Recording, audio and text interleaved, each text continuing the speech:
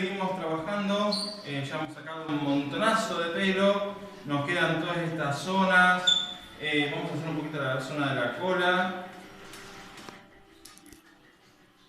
Sacamos un montón de pelo, poquito a poquito va apareciendo un Fox Terrier. Tiene, además, es impresionante la cantidad de pelo que tiene. Pero bueno, poquito a poquito, mientras él nos vaya permitiendo, vamos a ir sacando el pelito pasado.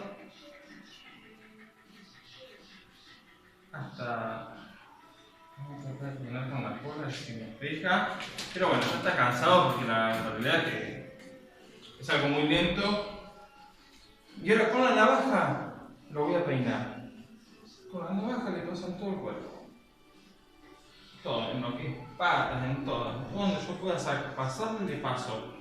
Porque así también sale el pelo. A veces sale más, a veces sale menos.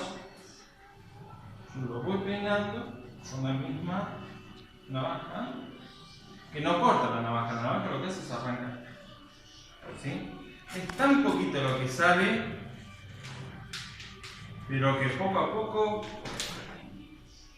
estamos logrando un montón.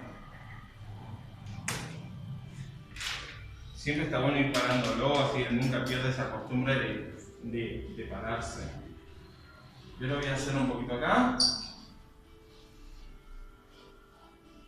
Lo voy peinando con la misma navaja de stripping. Puedo arrancar un poquito, porque yo tengo que esperar los momentos que él me vaya permitiendo dejar arrancar. El pelo que está pasado es un pelo que no duele cuando lo sacamos, pero es muy lento. Así que bueno, hasta acá, poquito a poquito ya van a ver cómo se va transformando mi pequeño Fox. Ahí se los muestro paradito.